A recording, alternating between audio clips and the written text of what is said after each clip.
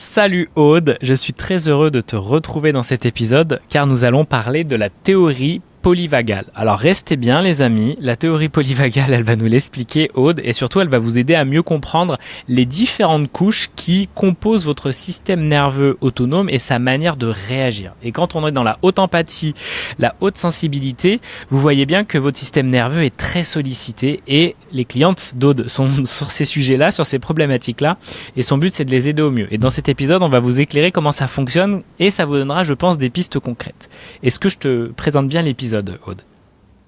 Oui, alors je ferai au mieux pour honorer, pour pouvoir répondre à tout ça et le transmettre au mieux parce que c'est, faut le dire, un sujet d'une grande complexité. Hein. Voilà. Et salut Julia. Très bien. Alors, déjà, la personne, on va quand même le dire, qui a proposé cette théorie polyvagale en 1994, Stephen Porges, professeur en psychiatrie à l'Université de Caroline du Nord et aussi un grand spécialiste de la psychophysiologie du système nerveux autonome. Il s'est énormément intéressé, en fait, à l'évolution du système nerveux qui est le fruit de millions d'années d'évolution sur Terre. Et pas que des humains évidemment, mais depuis déjà les reptiles, voilà, les vertébrés, les mammifères, etc. Et au cours de cette évolution, il y a eu à chaque fois des nouveaux circuits de régulation qui se sont ajoutés aux plus anciens, mais sans les remplacer. C'est plutôt des superpositions. Ce qui va justement expliquer, vous allez voir, les réactions qu'on peut avoir suivant les différents types de situations de danger qu'on rencontre, qui sont détectées par notre corps, notre système nerveux, à travers le phénomène de la neuroception dont on a parlé dans la vidéo juste avant. Voilà. Donc, face à une situation donnée, notre organisme va tout d'abord mobiliser les systèmes les plus récents, qui se sont développés en dernier en termes d'évolution. Et ça, c'est très intéressant à comprendre. Pour pouvoir répondre avec le plus d'efficacité, pour préserver notre survie, notre sécurité. Mais si ces circuits les plus récents ne sont pas suffisants, alors on va basculer dans la stratégie qui est celle d'avant. Voilà. Et puis, typiquement, on a, pour prendre les exemples concrets, au niveau évolutif, la plus récente, c'est ce qu'on appelle, il appelle ça le Social Engagement System, le système d'engagement social. Système d'engagement social qui correspond à la branche ventrale du nerf vague. Bon, c'est un peu technique. En gros, c'est la fonction qu'ont les mammifères de coopérer entre eux, de communiquer, de créer du lien et de se co-réguler pour pouvoir survivre, travailler ensemble, chercher de la nourriture, etc., etc. Quand, par opposition, avant, les reptiles s'attaquent, se bouffent entre eux. Là, on est vraiment dans la coopération.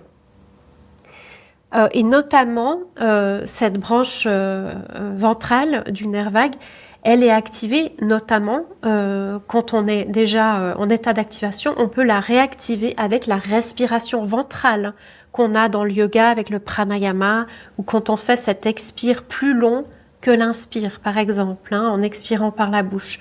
Parce que là, on pousse avec le diaphragme l'air vers le bas du ventre et le fait de faire ça avec répétition, ça permet tout de suite, en quelques minutes, vraiment de restaurer un état d'ancrage et de calme dans le système. C'est quelque chose que j'emploie aussi beaucoup avec mes clients comme un outil un peu de secours. Et en fait, comment est-ce qu'on va ce système d'engagement social se manifeste en fait?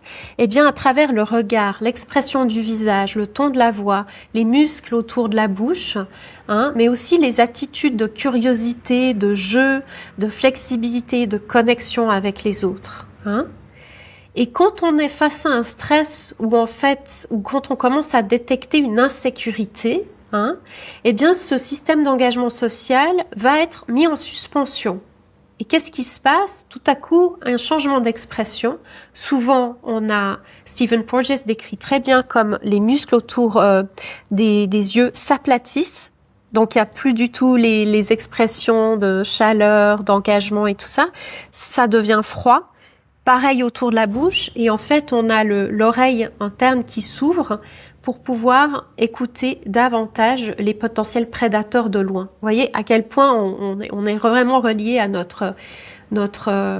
archaïsmes, en fait, ce qu'on porte comme bagage de très loin en arrière, en fait.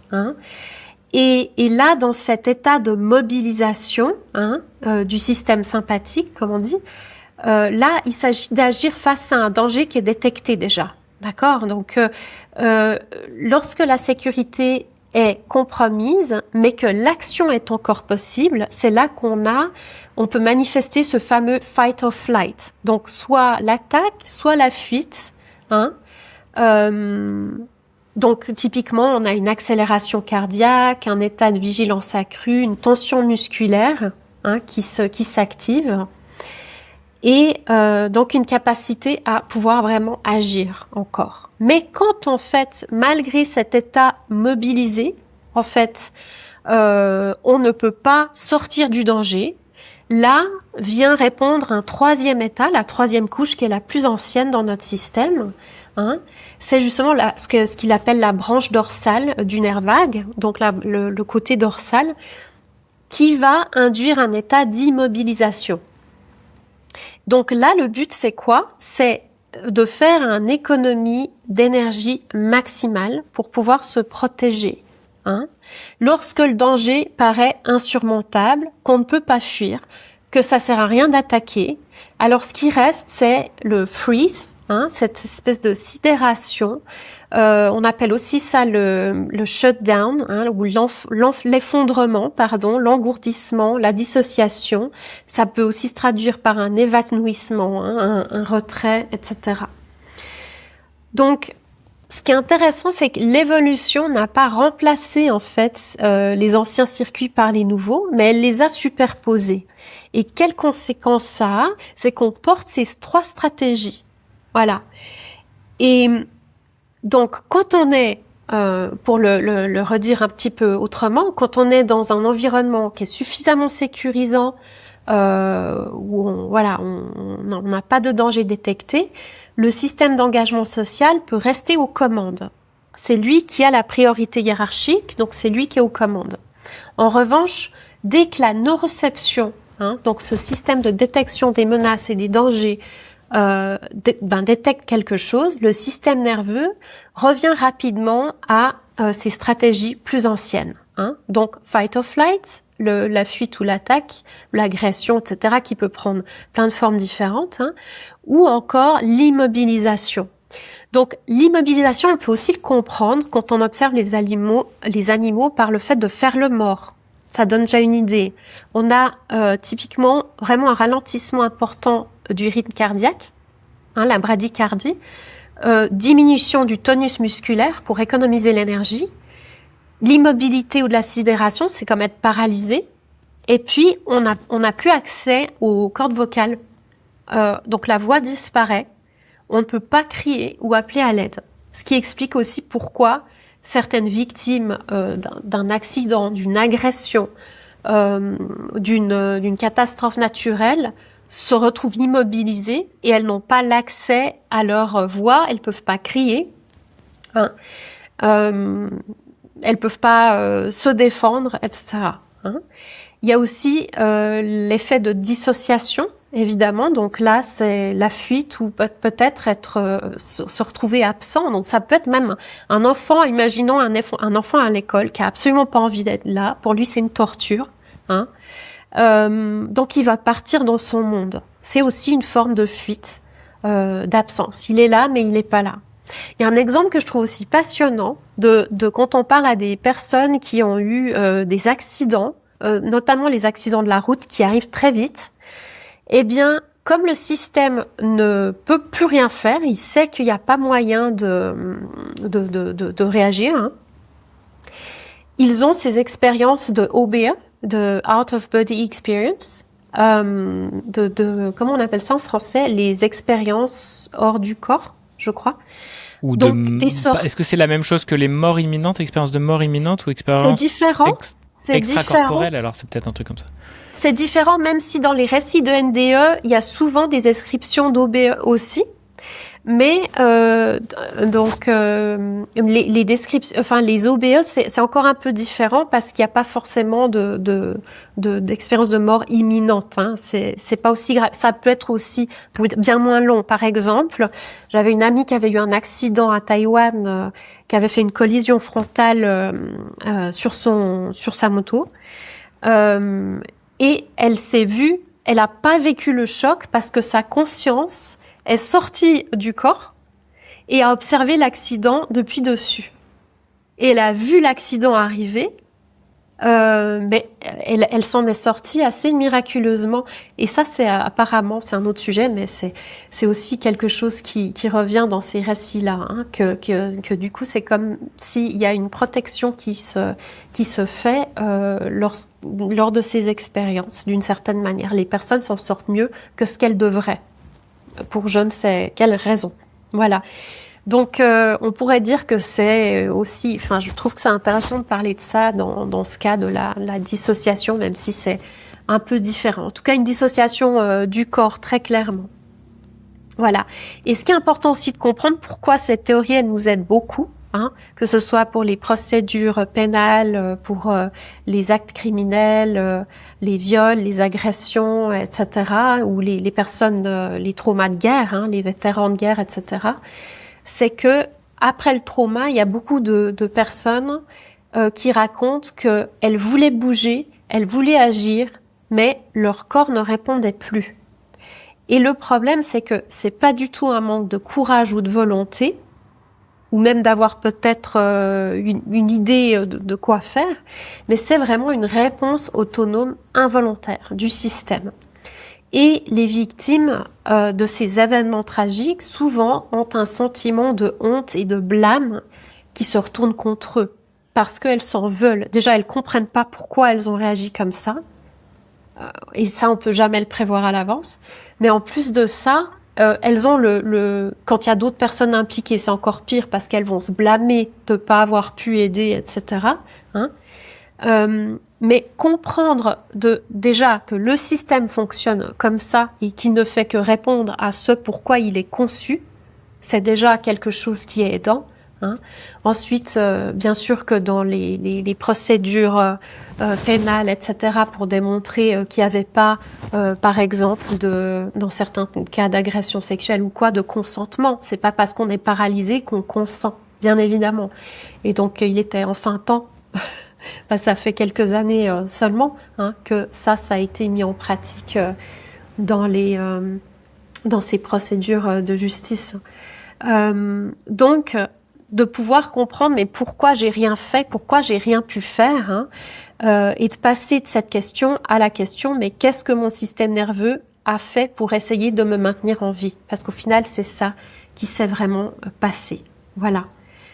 Donc, c'est surtout ces points-là sur lesquels je voulais revenir, parce que la théorie polyvagale est tellement complexe et vaste, mais pour pouvoir faire le lien justement avec les comportements de suradaptation notamment, hein, qui sont aussi des manifestations de l'hypervigilance.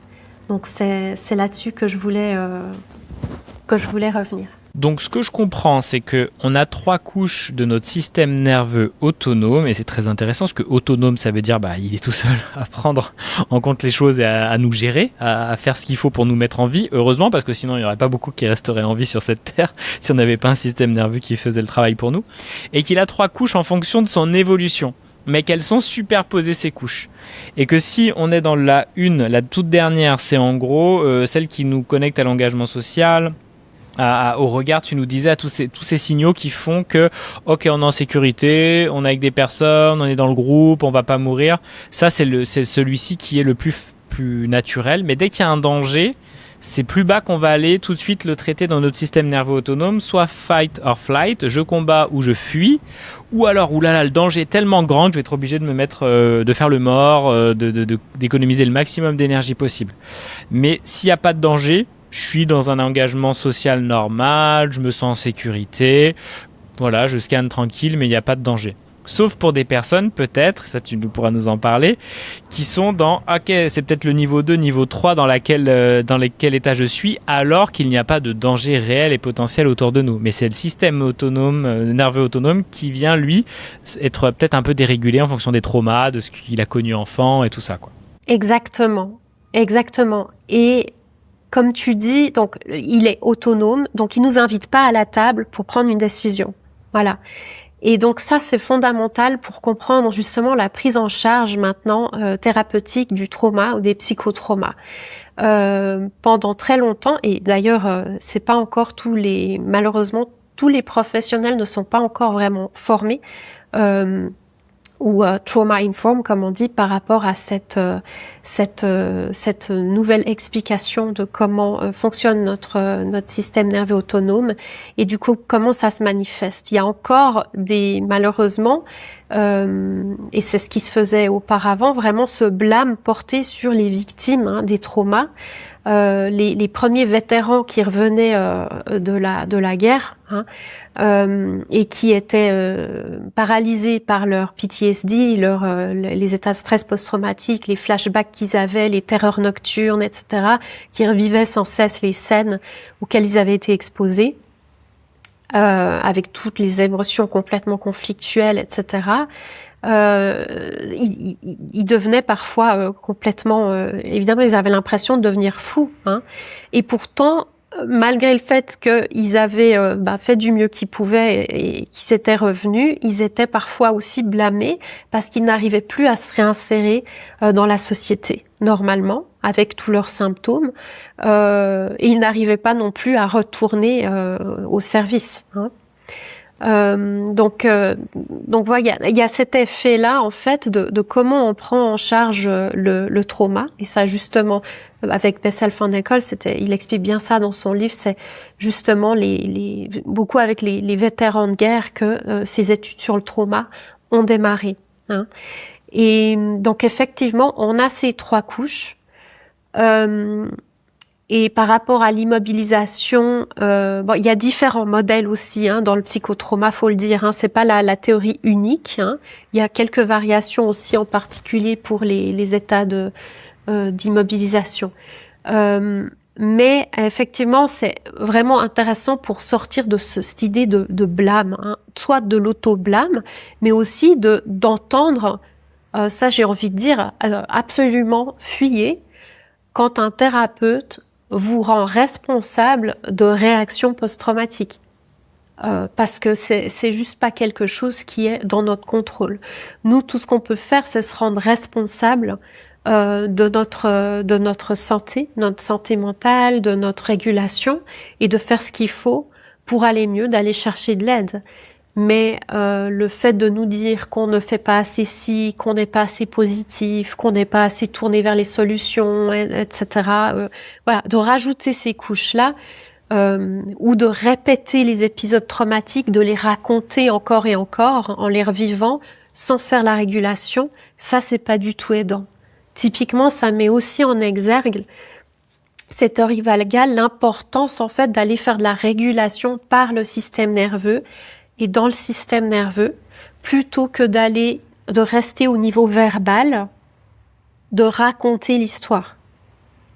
Raconter l'histoire peut être soulageant dans une première étape, au début, mais après, le fait de répéter encore et encore, on se fait revivre, en fait, ces scènes, ces émotions associées à toutes ces activations internes, qui sont soit conscientes, soit même pas conscientes. Et justement, quand on travail en régulation nerveuse, que je fais notamment à travers l'approche de Dr. David Gran avec le brain spotting, où on travaille avec le champ oculaire, l'activation dans le corps et des sons binauraux également. Donc on travaille vraiment avec les mémoires qui sont stockées au niveau subcortical dans le cerveau, donc les mémoires profondes, en lien avec justement tout ce qu'a enregistré, emmagasiné notre système nerveux central. Et en faisant ça, on peut justement aller, réguler des boucles de stress qui n'ont pas pu être processées jusqu'au bout. Et en faisant ça, là, tout à coup, on commence à avoir une ouverture qui se produit, des changements de perception, des désactivations dans l'intensité de nos réactions émotionnelles. Quand on disait c'est plus fort que moi, à chaque fois, on m'appuie sur ce bouton, je réponds, je peux pas faire autrement. Mais aussi toutes sortes de symptômes qu'on peut avoir ou de blocages, de peur, même inexpliqués, de comportements anxieux, de peur, etc., de plus oser faire des choses seul, d'avoir des douleurs chroniques et d'autres, d'autres dérégulations qui sont justement liées qui sont des manifestations du système nerveux. C'est super intéressant ce que tu partages parce que pour moi, je le vois comme, ok, on a des boucles de stress qui sont ouvertes. Depuis quand ? Est-ce que vous avez fait la guerre ou est-ce que vous étiez en territoire de guerre, mais avec les parents, avec peut-être de la violence, avec de l'imprévisibilité, c'est pas forcément de la baston et des explosions. Et bien en fait, ces boucles-là sont ouvertes et vous amènent à vivre en permanence cette dérégulation du système nerveux autonome, des systèmes nerveux autonomes, on peut dire, en fonction des différents niveaux. Et qu'aujourd'hui, toi, en gros, tu accompagnes, et comme plein d'autres personnes qui accompagnent grâce à la théorie polyvagale, toi, c'est le brain spotting aussi, ou la technique de respiration, des méditations, de l'hypnose, tout ça, ça vient aider à fermer cette boucle, en fait, ouverte depuis sacrément longtemps, et qui vient faire tout déréguler chez les personnes que tu accompagnes en stress post-traumatique, finalement, quoi. Oui, voilà, et peut-être parce que ce mot de stress post-traumatique peut vraiment faire peur. Mais au final, qu'est-ce que c'est qu'un trauma, on peut dire que c'est un stress physiologique qui est tellement intense qu'il va engendrer une dissociation. C'est-à-dire, on va se couper de l'émotion, de la sensation corporelle pour continuer de fonctionner. Et il y aurait deux types principaux de stress. Les stress, on va dire, ponctuels liés à des événements. Ça peut être une bombe qui explose, une catastrophe, un accident, ce genre de choses, d'accord ? Ou une agression, une attaque, quelque chose comme ça. Et puis il y a aussi donc ça ce serait ce qu'ils appellent les big T trauma, et les small T trauma ce serait plutôt le trauma développemental où on vit ce stress, mais de manière chronique. Et la plupart des gens, la grande majorité des personnes sont concernées par ce deuxième small T trauma, ce trauma développemental. Et celui-là est parfois plus invisible parce que forcément il y a moins de reconnaissance de l'extérieur, donc peut-être moins d'apport d'aide, de soutien, etc. Parce que c'est moins visible. Mais néanmoins, ça a vraiment un impact vraiment durable sur le système.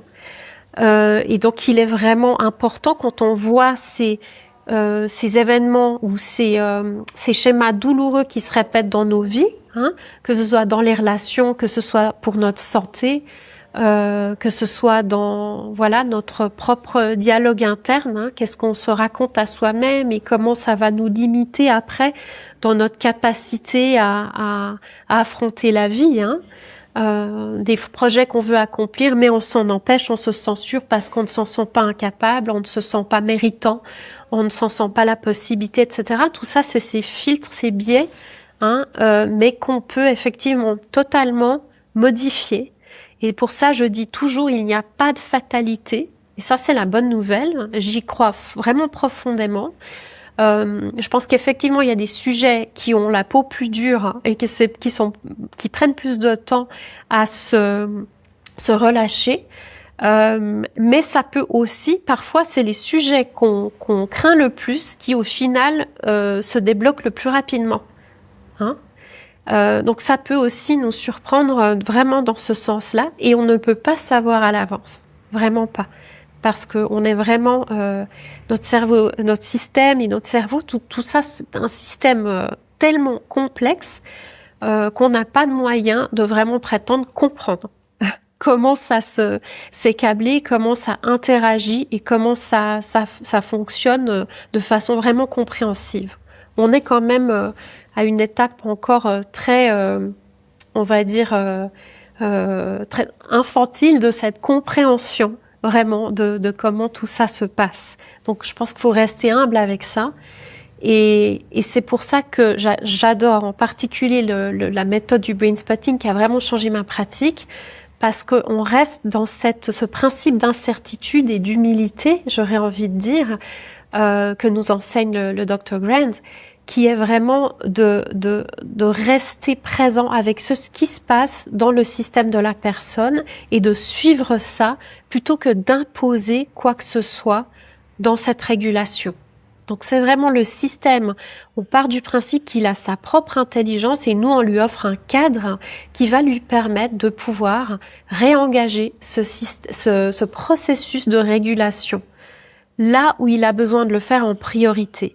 Et ça, c'est pas une décision qui est dictée par le thérapeute ni par le mental du client. C'est quelque chose que le système de la personne va décider pour elle. Et elle va après observer en fait tous les aspects de sa vie en fait où les choses, les blocages, les symptômes, etc. se diluent pas à pas. Voilà. Ouais, c'est génial. Et on comprend beaucoup mieux, oui, comment ça peut aider les personnes que tu accompagnes justement et de laisser venir ce qu'il y a, de suivre ce qui est là et de pas imposer. J'aime vraiment moi cette manière d'accompagner qui est beaucoup plus cohérente avec le vivant, avec ce qui est présent et qui permet lui-même de trouver son chemin d'homéostasie, de régulation, de transformation avec un temps plus ou moins long. Ça va pas se faire en un claquement de doigts. Mais voilà, c'est beaucoup plus puissant sur le long terme. C'est quelque chose qui vient s'installer en profondeur et on peut sortir de ça, quoi. Très bien. Merci beaucoup, Aude. Toutes les personnes peuvent aller voir dans la description comment te contacter, prendre rendez-vous découverte avec toi si elles veulent aller plus loin. Et qu'est-ce que tu auras envie de leur partager pour terminer l'épisode à ces personnes qui se sentent vraiment dans un système nerveux autonome dérégulé et qu'au quotidien, ça peut leur créer quand même beaucoup de complexité et de tension? Je pense que le message principal, c'est de ne pas attendre, de contacter un thérapeute, de se lancer, voilà. Bien sûr, l'idée c'est pas de se forcer à faire une démarche qu'on n'est pas prêt de faire, mais quand on sent que on connecte bien avec une personne, qu'on se sent en confiance, qu'on sent que c'est le bon moment pour nous, eh bien, c'est de ne pas attendre. C'est vraiment de faire un plan d'action, de contacter quelqu'un. S'il y a des limites financières, c'est d'en parler. Ça, bien sûr que ça arrive, mais à ce moment-là, il y a aussi des solutions. Donc, de ne pas s'arrêter par rapport à ça, parce que c'est fondamental vraiment de pouvoir se libérer de ces couches qui nous biaisent, qui nous conditionnent, qui réduisent notre qualité de vie, parce que simplement on mérite de vivre autrement, avec plus de sérénité, plus d'ancrage, plus de confiance, Et vraiment, ce chemin de libération, il est extraordinaire. C'est aussi un chemin vraiment de compréhension de soi. Des personnes, c'est magnifique d'assister à ça, de voir les personnes qui commencent à comprendre, déjà à ressentir à nouveau leur corps, à l'écouter, à s'autoriser, et puis ensuite à voir toutes ces ouvertures avec la neuroplasticité qui s'engage, de voir vraiment toutes ces nouvelles routes qui s'ouvrent. Et toute aussi cette distance qu'elles peuvent avoir avec ce travail des comportements qu'elles avaient jusque-là et de ce qu'elles peuvent faire de différemment maintenant, de différent. Voilà, qui était existant avant, et on a toujours eu d'autres options, mais pas forcément accessibles. Et tout à coup, il y a cette accessibilité. Voilà, donc c'est là que la neuroplasticité a un impact incroyable et peut vraiment changer une qualité de vie radicalement et en fait beaucoup plus rapidement qu'on peut le croire. Ça m'est arrivé vraiment d'avoir des résultats déjà en 2 séances, des résultats alors que au niveau médical tout était bloqué et les médecins ne savaient plus quoi faire. Et en 2 séances de régulation, il y a déjà des changements absolument notoires et transformateurs pour la personne. Donc, bien sûr que c'est pas chez chaque personne la même chose, mais ça arrive, ça arrive parfois comme ça aussi. Voilà. Donc, c'est pour dire ne pas attendre. Et il y a aussi d'autres approches, mais moi je parle par rapport à celle que j'ai adoptée en ayant beaucoup bourlingué, beaucoup cherché, pour moi-même aussi. Et je trouve que celle-là est vraiment, vraiment exceptionnelle et respectueuse vraiment du rythme et du système de la personne. C'est génial, ça donne très envie. N'hésitez pas à contacter Aude. Et puis, on continue de parler de tous ces sujets sur ta chaîne. On enregistre des épisodes les uns à la suite des autres pour vous nourrir tout l'été. N'hésitez pas à commenter, à vous abonner, à liker aussi et à partager en fonction de ce qui vient dans les épisodes et ce qui résonne en vous. N'hésitez pas si vous avez des questions aussi, comme ça nous permet de développer d'autres sujets.